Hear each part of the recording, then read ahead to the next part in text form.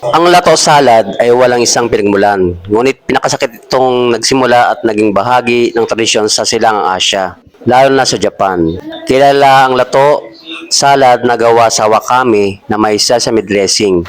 Ito ang bersyong madalas ihain sa Japanese restaurants sa buong mundo. Sa Korea naman, may iba't ibang seaweed dishes or lato salad, kabilang mga salad na tinimplahan ng sesame oil, bawang at suka. Sa China, matagal na rin gumagamit ng iba't ibang uri ng seaweed salad or lato at iba pang pagkain. Sa Pilipinas, meron tayong sariling version gamit ang lato o tinatawag nating sea grapes na inahalo sa kamatis, sibuyas at suka or kalamansi.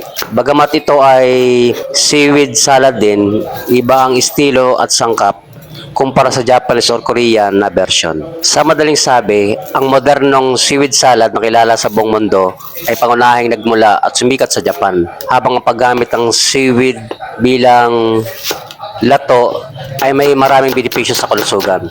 Una, mabuti ito sa puso kasi meron siyang omega-3 fatty acids na tumutulong sa pagpapanatili ng malusog na puso at maaaring makatulong sa pagkontrol ng kolesterol.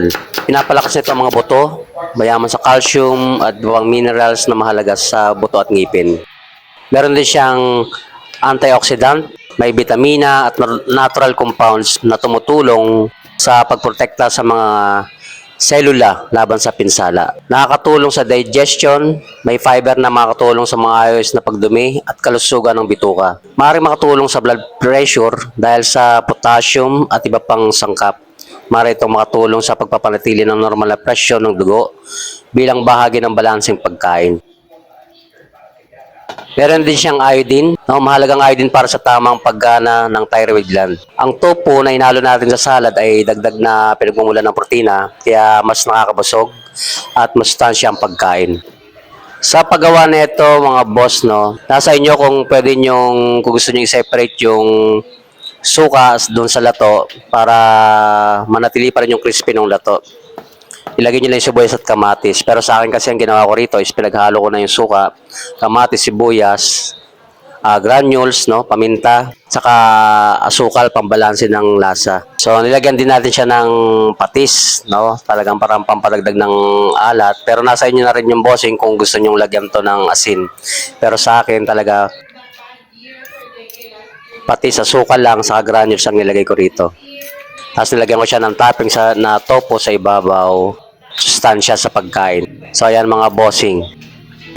So nasa inyo na mga bossing kung gusto nyo i-separate yung suka. Basta importante yung sibuyas, kamatis, nandiyan po sa lato.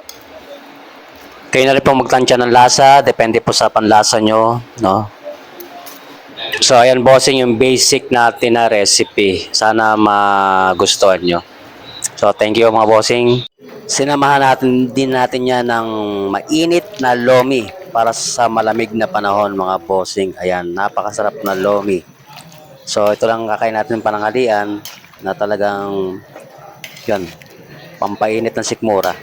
Yun, salamat mga bossing.